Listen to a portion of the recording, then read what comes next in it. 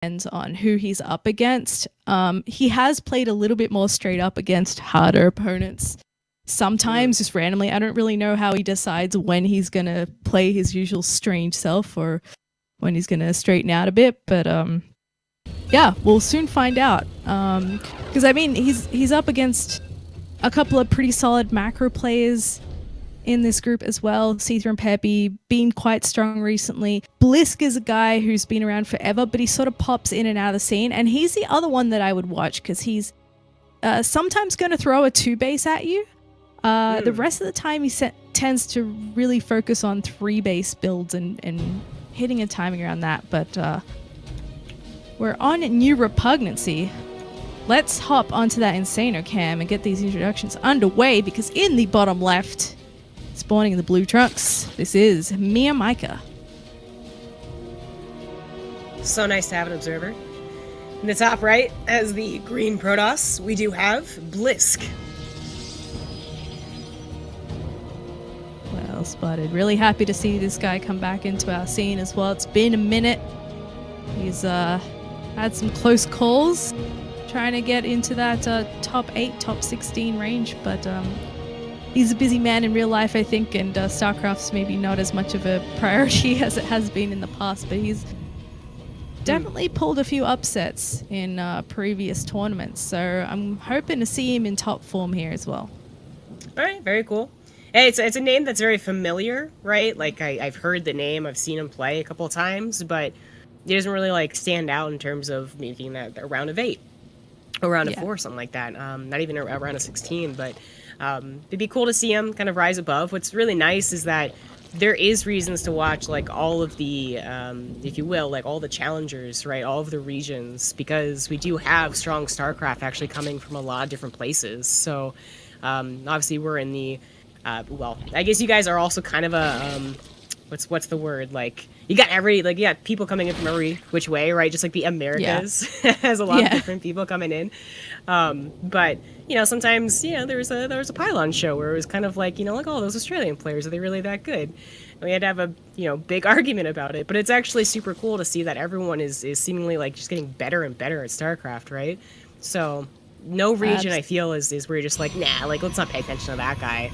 And there's actually a lot of promising names. Like, I mentioned ROGMeomaika being the funny guy. I want to watch him today, but then I also really want to watch Seifer because every time I get to watch him, it's just like it's something goes wrong, it feels like. But apparently he, like, kicks ass. Yeah, you're absolutely right. I think on a bigger stage, he's had a bit of trouble. But with repetition, I think he'll actually, you know, get to the point that Probe has, for example, because he's an absolute monster in this region. ROGMeomaika just poking up here with those lings he made early on. Not much luck. I mean, Blisk scouted it pretty early, so you can chill for the moment. Yeah, that Rochoran is pretty fast and pretty scouted. I don't think he meant to have a probe in there, but there's not much you can do until that Queen in the main is out. So I guess actually he could have chased it with the lings immediately, but they went across the map, so okay. Yeah, I think if it were me, I probably would have gone straight for the probe. Just because, I mean, he was already scouted, right? Those lings weren't really going to do anything by the time he got there, but I'm not going to question him because he somehow makes it work most of the time. So we'll see what happens here as Blisk moves into those couple of initial adepts and is now churning out his first immortal. Yeah, this seems like, I mean, for Blisk, so many reasons to go for that robo opener. One, it's kind of like the thing to do in this matchup nowadays. If he's copying, you know, the Koreans, probably going to go to 2-base push. But then if you're facing someone that is weird, robo openers are pretty nice. You know, if it's a Nidus Swarm, they do well against that. If it is just to start off with roaches or burrowed roaches, great against that. And the Immortal Warp Prism combination just gives you so much flexibility in both defense and offense. So I really like this choice. I feel like Blisk is already doing well in this game just because of how much he scouted and what he opened with, but we'll see what ROGMeomaika has in store. Yeah. This is an interesting match to watch for me too, because Blisk has been a player that historically, when someone throws a spanner in the works for his build, he seems to fall apart a little bit, which is unfortunate. But this is like the perfect setup for him because he's seeing everything that ROGMeomaika has done so far, so he can adjust his plan accordingly and hopefully get to play out that sort of longer game that he tends to go for. He's just going to drop the Immortal here and just be a bit of a pest. Mio, of course, is well aware of this. He saw it load up back at the base with that Overlord, but you still have to keep an eye on it because it doesn't take long for an Immortal to do a fair bit of damage. Yeah, we really would want to define the Ravager's morphing. He might, at some point, be like, hey, where'd those roaches go? And it looks like that is that point right now. Yeah. Alright, so he figures that something's going across the map. It is all Ravagers, which don't take any extra damage from the Immortal, but it's you know, they're still dealing with a wall here, and I think it'll be alright. Another Immortal has already popped out. 5 more gates on the way as well. Bunch of extra unit production. He's gonna need it too because 14 Lings are rallying behind this, plus a whole bunch already in the middle of the map. Blisk getting a head start at chewing down some of these Ravagers, and he does have to back up for a sec. But gotta be a little bit careful, keep that Warp Prism going. Oh, that's actually a really nice spot on those Ravagers. He gets through the wall though. Ooh, yeah, that was a big mistake from Blisk not to have anything actually guarding that wall. The Sentry, not only dying, but I'd use its hallucination for like energy hallucination, so that should not have happened, basically, and because it has happened, Blisk suddenly is no longer in that fantastic position, actually losing almost 20 probes here. Oh, that hurts. God. He's gonna lose a few more almost. Okay. Alright, well, that went pear-shaped. I thought he'd honestly do a little bit better holding that, but those Lings getting in there have really ruined his day. The Zealots are sort of helping hold the fort at the front here with the Immortal, but they might be better off chasing the Lings in the main. They're about to have charge, but yeah, Blisk has lost a lot here. Yeah, he was... I mean, he was still kind of getting saturated, so he's only at 40 probes, I guess, to begin with, but that's, you know, 40 probes, especially if you take off of gas because he's going for a charged all-in, that is enough to continue warping in Zealots over and over again, but down to 16 probes...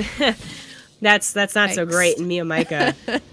I mean, he did use a lot of Lings to do that, I suppose, and again, like Immortal and Warp Prisms can do a lot of damage, but he now is on 3 bases with production capabilities. There's it's the reverse situation. I feel like now OCE-SEA can't lose. Yeah, this is a good spot for him. I mean, he's got... Mio's that guy that never really seems to have any more than 50 workers. Like, I feel like that's his absolute max. He's always got stuff on the map. He's always pumping out units. So Blisk now has no choice but to really see if he can do anything to his opponent here. But OCE-SEA is already sending another force across the map to poke at him as well. So he might be able to get a queen in the main. But not too much to be picked off here just yet because he's got such good coverage, so many units to spread around his bases. Yeah. It's like these Immortals... Gonna try really hard, I guess, to take out whatever they can. And if they take out the queens and they're replaced, then, you know, the War Prisoners have much to be afraid of. Like, well, Force of Battles, I guess. But they're not even doing that. Like, the queens are being rebuilt, and we are getting more Ravagers here, so not only the possibility to tear down that War Prism, which would end the push right then and there, but also that nice range, the ability to break those force fields. Blisk's attack is just so weak now. Well, he's got to try something. Does section off a couple of Ravagers, and that's a nice little start for him there. There's a Spire actually building at the 3rd base, which he hasn't scouted yet. He'll see it now as he sweeps in, so not sure if that Spire's going to get to finish if he goes for it straight away. But more and more Lings coming out from OCE-SEA goes straight for that Spire. Yeah, and in come all those Lings, though. Yeah, it's going to be a not cancel, but he didn't need the Spire. All he needs to do is break this push, which he is going to do. Oh yeah, oh my goodness. Overwhelming numbers there. The Warp Prism out of here. The Mortals don't have much buffer in front of them. Blisk milking everything that he can out of those Zealots, but in the end, I think he only gets to recall the 1 Immortal home. And Mio just has so much stuff left. GG! OCE-SEA take the first game. That's gotta be a... I think Heartbreaker is too strong of a word, because we were talking about the preliminary match, you know, we still got Luge's match to go to, we still got 2 other games to go to, but he was in such a fantastic position, Blisk, and to just not have a wall to let all those Lings in, that's the only way that OCE-SEA was going to make something work, was getting a ton of Lings flooding in there, and all that takes is another Sentry warp bin. Really too bad. Yeah, it's a rough one. And unfortunately, like, I don't want to take anything away from Blisk here, but this seems to happen to him a lot, especially when he's not been around for a little bit. Things line up perfect for him, and then one tiny little thing goes wrong, and it all kind of goes to nothing for him real fast. And that's an unfortunate thing that seems to befall him a lot, but hopefully he can bring it back in game 2, because I'd really love to see a bit more of Blisk in the scene. He's such a veteran. When he's got his A game, he is actually quite a scary Protoss, but it's been a little while since we've been able to see him really execute a plan. So we'll see what the next map is, and that may give us a glimpse into the Blisk that our region has known and loved for a while. Yeah, actually, looking over the maps, right, in the map order, I was like, oh, that's right, like new maps. Yeah. I got to play on them, being sick this past week. I'm really excited to see what those actually have to show, and how many people are already preparing builds for them as well, as we get ready, you know, all of these qualifiers coming in for summer. Yeah, that's always a treat when you get the new map pool, and also new region too. Like, it's fun to dip into other ones sometimes. Like, I'm in the same position as you, but with like every other region that's not Korea, because it's like there's so many games and it's impossible to catch up on them all because there's so many VODs. There's a qualifier every day, it feels like. So it's a bit fun when you get to mix it up and just sort of chill in a different region for a bit and see how they play, because every region kind of has their own thing going. Yeah, absolutely. Yeah, I just it's funny that you say that. Like, I can't imagine a world where it's literally flipped on its head, where I'm watching nothing but like Australian and Korean time stuff. But yeah, with GSL sometimes having, like, right, there was that week where they had like a GSL every day, it felt like. Yeah, there's so much to catch up on. Oh, it's not possible. I mean, even if you're full time, I feel like you're struggling to stay on top of all the Starcraft unless you elect not to sleep. Like, for me, I mean, I work a 9 to 5 that is not Starcraft, so my VOD catch up time is limited to the evenings, and I honestly wish I could watch more. But I usually get my spoilers on like Team Liquid the next day. I'm like, dang it. Now I have to go back and watch it knowing the result. Yeah, and as much as I would love to just be like, I think Roddy like talks about how, like, oh, he doesn't really care. He's just like, oh, that person won, all right then, I get to watch and know that. I do care. Like, I do want to live in that world where I'm like, this is always live. I don't ever know the results. Like, and I actually thought about this a lot once, right? Like, why are people like this? Why am I like this? And I boiled it down to, the reason is that, as stupid as it is, I feel like if it's live, I still have somewhat of a, like, I still actually impact the outcome, right? By like cheering really hard for someone. And I can't do that if it's already happened. Well, yeah, it gives you a bit of magic too. I tend to fall into the, like, there's plays I really like watching, like Uthermal, for example, being my favorite for ages. If I watch a tournament and then I find that he got knocked out at some point, I'm like super sad and I kind of don't want to watch it, and it ruins it a little bit for me because I'm the same. I'm rooting for him. Yeah. But you know, what can you do? What a first world problem to have. Too much Starcraft to watch. Yeah, exactly. What a problem we thought we wouldn't have, I guess, 7 years ago. But it's definitely there. Okay, game number 2, Cyberforest. In the bottom right has the green Protoss. He is Blisk. And his opponent, leading 1-0 in this match, which is a best of 3. We should have mentioned this is ROGMeomaika.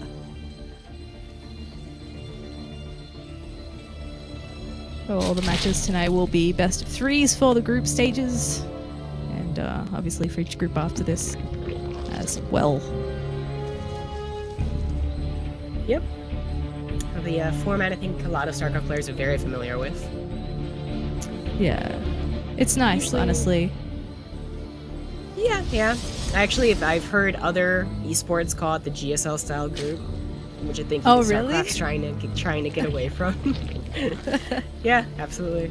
Wow, that's funny. Yeah, it's good. I'm always a fan of more matches and more chances for these players, especially when like our region is kind of dominated by the 2 to 4 players that kind of always qualify, and it gives people a little bit more of a chance to see some of the other guys go up against them. And because there are a lot of players that kind of almost get there every time, and it's such a shame that they just don't really get a good shot at the being streamed and stuff sometimes. Yeah. Yeah. Actually, it was again, like, so much StarCraft is happening, and so many formats are helping or trying to help alleviate the whole, like, no, I qualified, but then I got to play, like, one game, and that was it. Yeah. That you are still having the same problem with it. It's so much StarCraft, you're still missing out, even if there's, like, C, D, D, E streams. Yeah, you're not wrong. It's hard to find the right balance. Yeah. This drone scout was, like, not that unorthodox, I suppose. I mean, I only say that because recently in WCS we did have a couple, like, proxy hatcheries, but obviously this wasn't for a proxy hatch. It was an attempted gas steal, but Blisk just went ahead and denied it. Well, this doesn't really count, but I guess this is a gas steal as well. Yeah, he's probably just going to hang around for a bit and be a pest. There's an adept out, so he can't really leave. But he obviously has seen the Stargate, so he knows he needs to prepare for that. And he's just moving on to taking his third base. And likewise, Blisk has his own worker across the map, so both of them well aware of what's going on. And this is going to be a bit of peace of mind for Blisk as well, knowing what kind of player OCE-SEA is. You really do want to keep as much vision on him as possible, because you never know when a whole bunch of roaches are going to run across the map, or maybe it's another Ling Flood. Very much OCE-SEA style. Mm-hmm. Yeah, if you start an immediate Roachhorn class game, then Stargate's absolutely valid to keep tabs on your opponent. And transition smoothly into other openers, follow-ups, usually Archon drop, follow-up being one of the safer and, not just safer, but giving you the ability to actually apply pressure to your opponent as well. Yeah, absolutely. Gonna start picking off an Overlord or two out here. OCE-SEA heading out on the map with his own Lings at this point as well, just to poke at the front. He's not going to get anything done there, but he likes to be active with units most of the time, and just now starting to drop some of those spores just to help out against any air threats that might be popping out from that Stargate. But a huge bunch of gateways finishing up for Blisk. Yeah, I said the Archon drop follow-up was pretty common, but then only going for the Twilight Council, adding on one extra gateway, and then boom, all the gateways and resonating glaives on the way too. So this is going to be potentially devastating, really, for OCE-SEA. You can't get in there to scout since the Overlord has died, and the Lings, well, shouldn't be able to get in with the Adepts guarding, and they can't even see the gases.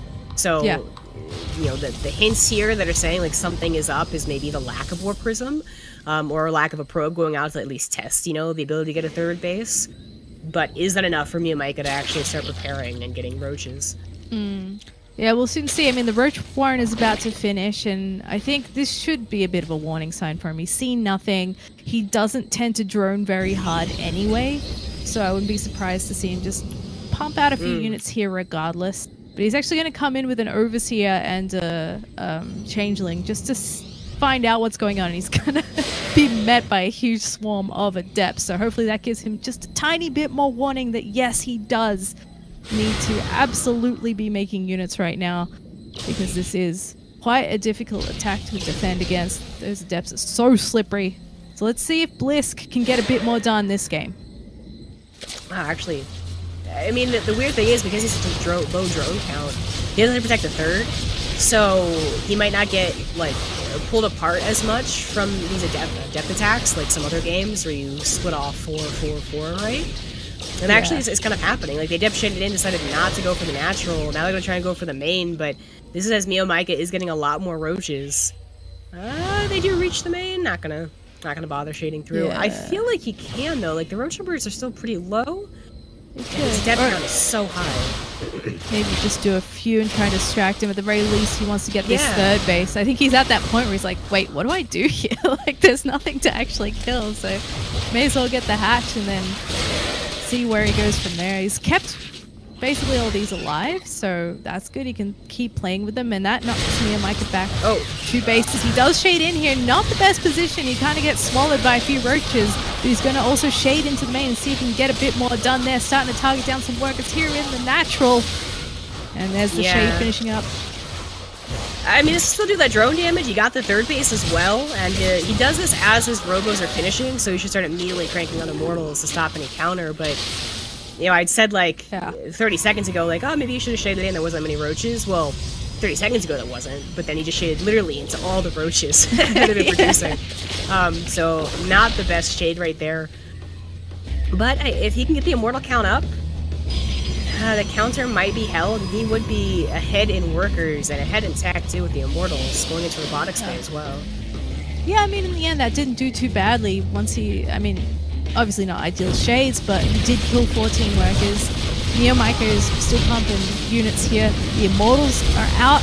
If he can just keep the brooches at bay, but that one immortal falls pretty quickly. No warp present here to help his micro like the last game. Another immortal isn't too far off popping here, and he's doing his absolute best. Shield battery helping this immortal out too. Trying to hold the fort here, but Micro slowly but surely trying to muscle his way through. But it looks like maybe it's just too much. These immortals really saving the day. Yeah, absolutely. I do wonder if a Warp Prism, second or third, whatever, would have been better, but that Sim City just being forced through that one choke and no ability to break any of these strong structures ended up just being too brutal. And now Meomaika, still with the armor supply lead, still wants to do something here. Is going to try and use a Nidus Worm to circumvent that exact scenario, but we're talking about Disruptors now, so all I need is one good hit and the back up the Immortals, and that should be good enough. Yeah. The other thing too is that Blisk has pretty good vision of his main, and because he's been cleaning up Overlords, he even killed that one Overseer. It should hopefully, for Blisk's sake, be a little bit tricky for him to actually pop Onitis anywhere unexpected, like in the main. But he is trying to take a third base at the moment, and that pulls him a little bit further across those bases. Neo finally opting to take his own third base again too. He's Roach's hoping to get a cancel. He should get it. Oh my god, cancel it, please. No. What? Wow, he is brave. What? Okay. Oh my god. What is happening? Yeah, exactly. Like, not getting the kill, but also not canceling. I definitely would have canceled. Ends up working in favor of Blisk. His Nexus will finish. I mean, it'll be injured, but it'll finish. And he got so many roaches with those Novas. Dude. This worked out wonderfully. Balls of steel. I 120% would have cancelled that. I'm so confused. But hey, Blisk has got to be pretty happy with that outcome. And his army's starting to look pretty good. 4 Disruptors, 2 Immortals. Just swapping him in a little bit more cannon fodder for the front lines. And he's got that third base mining. Now, those roaches are still there and they're going to swoop in a sec. So he could certainly lose some probes momentarily. But it looks like Blisk is sort of ready to do something here as his +1 finishes up. 5 Disruptors, but unfortunately no Observer, so... Uh-oh. Oh, no. Yeah. Not having sight in the roaches when the upgrade hit, and maybe not even thinking about it, because he sees them now. Oh my god, the Disruptor hits out. Oh, Jesus. Okay, there's like nothing defending now. But the damage of the probes will be quite significant, and if Blisk is not paying attention to his Disruption Novas, then maybe he'll make a mistake. I was like sweating here for Blisk, and he's just going for it. He's like, nah, you know what? I can't turn around right now. There's nothing on that third base. He's just going to go straight for the throat here. Heading up to that natural Spinecrawler falls pretty quickly. The Disruptor's moving in. There's not a lot of space for these roaches to micro back from. So can Blisk do enough damage here to seal the deal? Because those roaches have cleaned out the mineral lines in his main and natural. Oh, GG. Okay. I mean... Wow. Not as many, Disruptors or twice as many roaches on the defense. I don't know, maybe. He was kind of planning for a base trade with all the spine crawlers. Well, at least 2 of them coming up. But yeah, 5 Disruptors. That's always going to be tough to handle. Such a really low supply when you're going for pure roaches. Yeah, but that was a fun one. We had some interesting moments in that game, but yeah, Blisk evens it up, which I'm really happy to see. So we'll get to a third game between these guys. And pleased to see Blisk solidify his strategy there a little bit. Meomaika, again, with the aggressiveness, poking in, trying to do some roach attacks and stuff. I really like the burrowed roaches as well. I would be surprised to see that a second time. But yeah, a little bit more action-packed than the first one. Yeah. Well, the first one really was just that one decisive, the Lings got in. Oh, well, that's not good. The second one, though, was still a little bit testy. Like I said, if he hadn't been paying attention to his Disruptors because he was trying to micro against the Roach or something, then maybe. But that was a pretty strong maybe. Like, there weren't a lot of Ravagers or any units back there, but it's a fun one. We didn't get to see the Nidus Worm used either. So, you said we might see Tunneling Claws again. I feel like we might see Nidus again. Didn't really get to use it, and it was a bit of a plan B or C or whatever, but it is super strong, even though it's not what it was like 3-4 months ago. True. Yeah, it's not quite full whack-a-mole at the moment, but it's still pretty decent. Yeah. Yeah, exactly. Whack-a-mole. Especially with OCE-SEA being, that aggressive player. If he had gone for Nidus Storm like immediately after the Adepts, you gotta wonder what would have happened. Assuming the Nidus Storm gets up, I suppose, but yeah, true. I mean, I always feel like when a Protoss is still on 2 base, they've got a little bit of a better chance at spotting it, especially because Blisk had good vision, but you never know. I mean, you didn't really expect Lings to get through too easily in the first game, and it happens, so anything can go wrong. Yeah, that's kind of the marker there. It's like, no, this shouldn't happen. But that other thing happens, so... Yeah, I mean, that next possibilities are open. Yeah, exactly. Alrighty, game number 3, folks. It's here on Kairos Junction. And in the top left, he's the green Protoss, bringing it back to the 1-1. It's Blisk. In the bottom right, as the blue Zerg, he is OCE-SEA.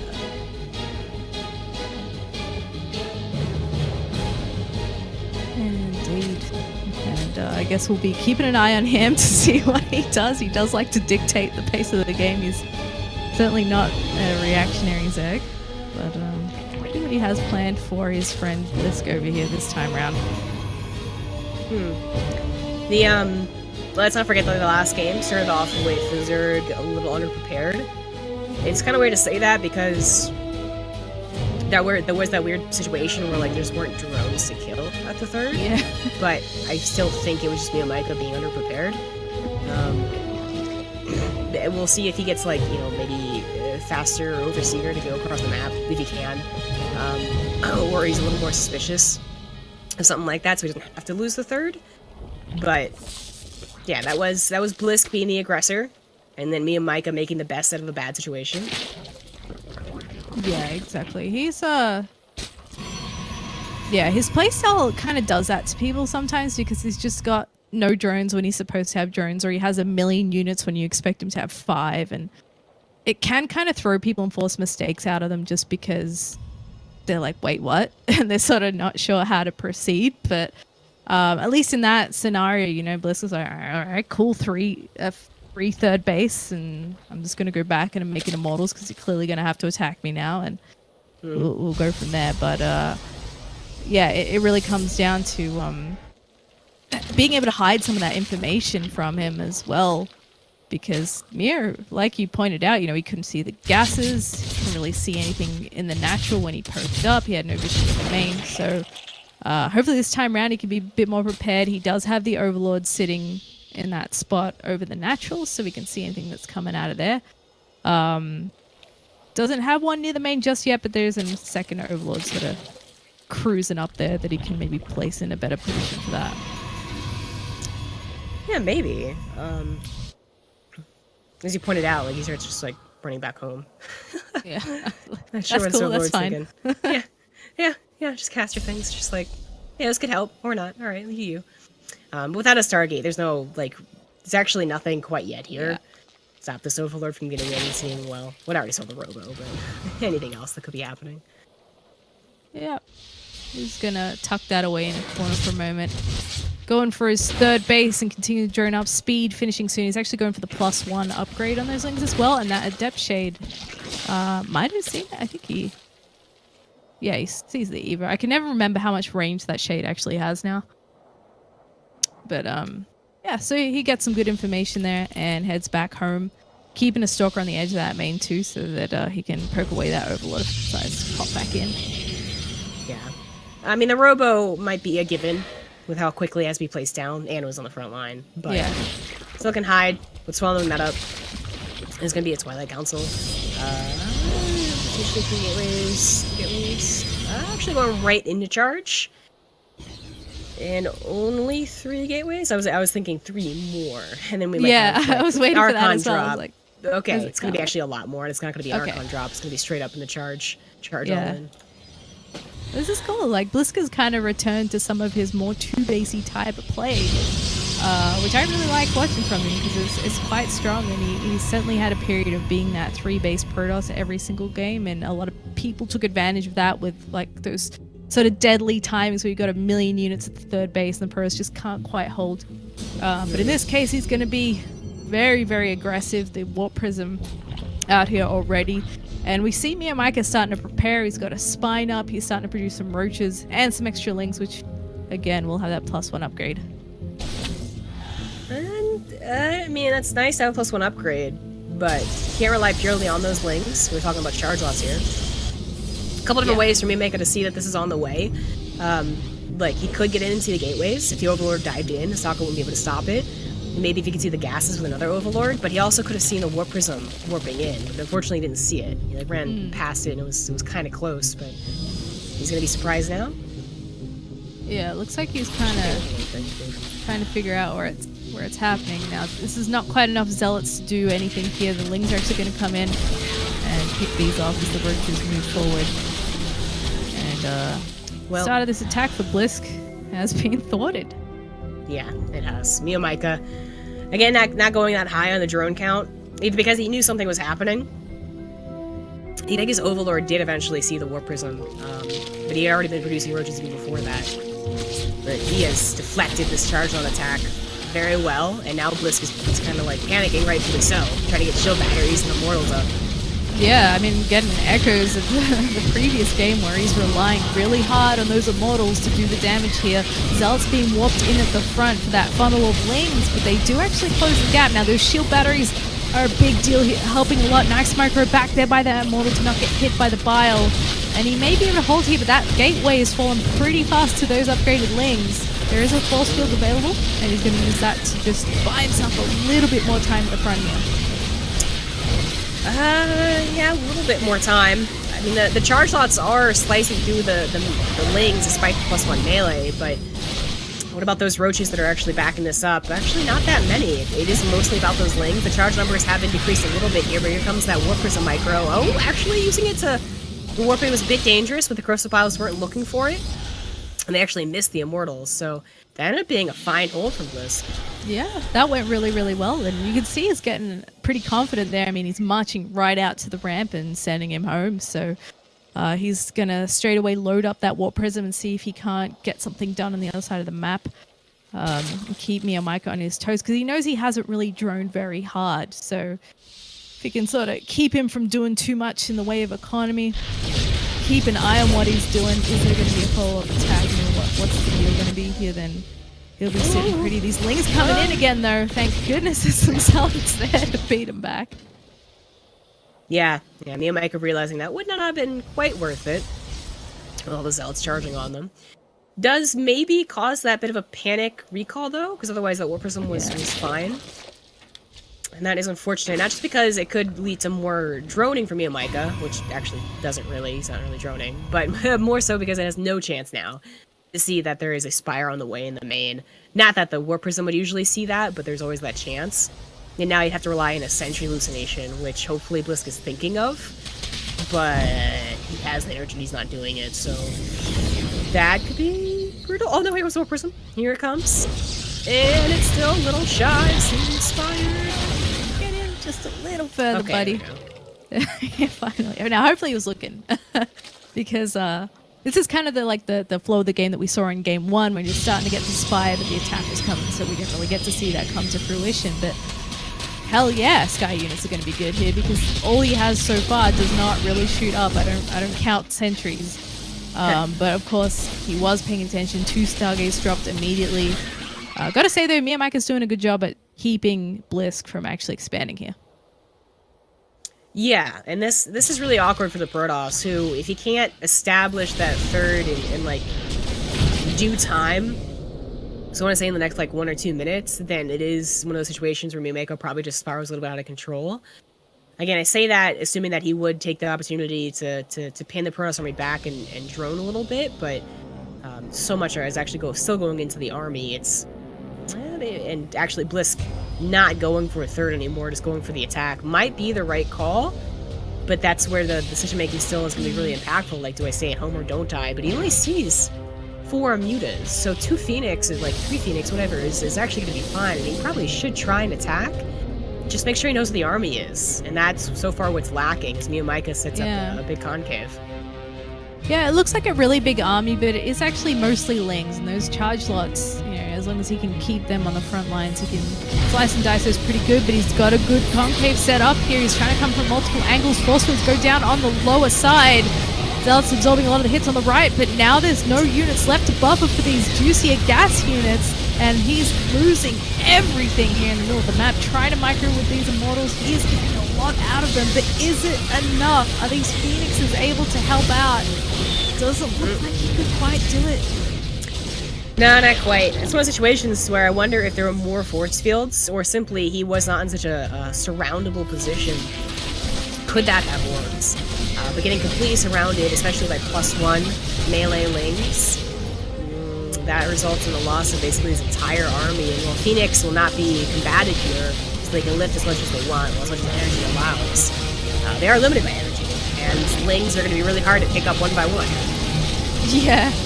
Well, he's working on the roaches so far, and the Sim City again for Blisk is brilliant here. That's really what's keeping him alive, because he can slot the Zealots in there and dice those Lings as they come through. But unfortunately, that gateway goes down. He loses a bit of his choke there, and he might just clean this up. You know, like, yeah, okay, he will actually get rid of everything, and OCE-SEA goes home. So the game will go a little bit longer, but poor Blisk hasn't really been able to get anything done over at OCE-SEA's base this game so far, and now the guy's on 4 bases. Still not a lot of drones though. Yeah, just running out of minerals in his mana natural, I guess, so we still see some drones at like all the bases, but really not on the highest count. Going into Corruptors here, I wonder if that's, well, I don't know, like, because it's always a risk, right, when you go into Hydras, because they could be picked up. That's where you get that really decent amount. But yeah, okay, I guess the Corruptors will do their job, and he will just supplement with roaches. He has the Hydras down, which is why I'm like him and Han. But the Corruptors seem like they'll be fine. And then when they bring him along for the main attack, OCE-SEA might still have a chance to deny this 3rd base. But after that defense, OCE-SEA's actually not in that great of a position. No, not really. It's like a characteristic of OCE-SEA's playstyle, this low drone sort of deal, so that, like, you know, when he loses a fight in the middle of the map, it's not like the Zerg has 70 drones behind it and he's really screwed. He's actually kind of alright. He's in need of a new base for sure, but you know, he's continuing to upgrade his tech. He's got Archons in the mix now. The Phoenixes are finding stuff to pick off wherever possible, and he's definitely moving into a more solid army. And OCE-SEA's army, as it stands at the moment, isn't that great. It's kind of a bit of everything. A few Corruptors, Lings, Roaches, Hydras, but it's not scary. No, it's not. And, you know, Hydra's being, like, singular, even though he's getting the upgrade. Oh, true, yeah. Just the one. Yeah, I would have rather have seen... The order of operations, right, for Zerg players is very much so, like, they want to drone a lot first and get a huge army later, but because OCE-SEA's been, like, half and half in it for so long, the army is actually not that scary in supply for what Blisk has. Now, he doesn't actually have many Immortals, and I kind of just assumed that he had at least 1 or 2, but he doesn't, so this might still be an okay situation for the army supply lead with at least 1 upgrade, but we'll see. Phoenix also could help out, but also could just die without helping out enough, and that actually seems to be the case here. Yeah, Blisk can actually just tap out. Well, GG, okay. So OCE-SEA will come out on top with the 2-1. Some nice bile hits at the end there, really sealing the deal for Bliss Army. Some interesting games. Definitely not the most